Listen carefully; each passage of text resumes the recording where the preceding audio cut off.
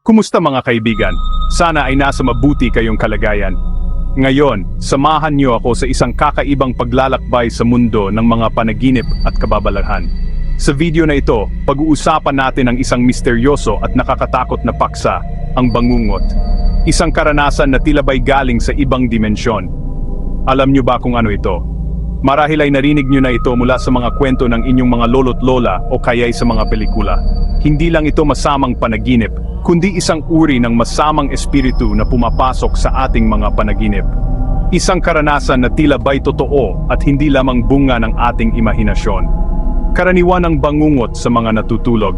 Madalas itong mangyari sa kalagitnaan ng gabi, kung kailan ang ating katawan ay nasa pinakamalalim na yugto ng pagtulog.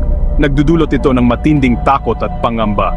Ang pakiramdam na tila ba'y may nagmamasid sa iyo, o kaya'y may presensyang hindi mo may paliwanag. Parang may mabigat na nakadagan sa dibdib na pumipigil sa paghinga. Isang pakiramdam na tila ba'y hindi ka makakawala. Hindi tayo makagalaw o makasigaw, para bang naipit sa gitna ng panaginip at paggising. Isang karanasan na tila ba'y walang katapusan.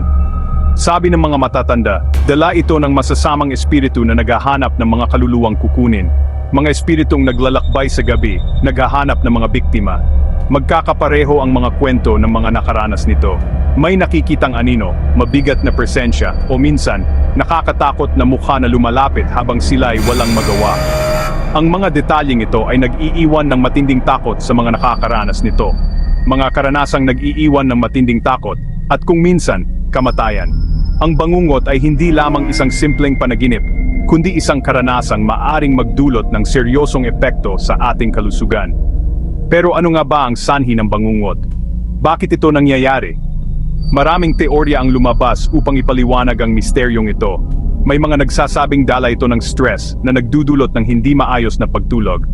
Ang ating mga problema at alalahanin sa araw-araw ay maaring magdulot ng bangungot. Pagkain ng marami bago matulog na nagiging sanhi ng hindi maayos na pagtunaw ng pagkain at nagdudulot ng bangungot. O kaya ay mga puwersang hindi natin may paliwanag. Mga puwersang tila ba'y galing sa ibang dimensyon na nagdudulot ng bangungot. Kahit ano pang paliwanag, marami pa ring nagtatanong, paano nga ba ito may iwasan? Ano ang mga hakbang na maaari nating gawin upang maiwasan ang bangungot? Ang isa sa mga paraan ay ang maayos na pagtulog. Tiyaking may sapat kang oras ng pahinga at iwasan ang pagkain bago matulog. Ang pagkakaroon ng regular na oras ng pagtulog ay makakatulong upang maiwasan ang bangungot. Tiyaking may sapat kang oras ng pahinga at iwasan ang pagkain bago matulog. Ang pag-iwas sa mga stimulants tulad ng kape at alcohol bago matulog ay makakatulong din. Hindi rin masama ang pagdarasal o pagsusuot ng mga anting-anting na pinaniniwalaang nagtataboy ng masasamang espiritu. Ang mga tradisyonal na paniniwala ay maaring magbigay ng kapanatagan ng loob. Sa huli, bahagi na ng ating kultura at paniniwala ang bangungot. Isang paalala na kahit sa modernong panahon, may mga bagay pa rin tayong hindi lubos na naiintindihan. Paalala ito na kahit sa modernong panahon, may mga bagay pa rin tayong hindi lubos na naiintindihan.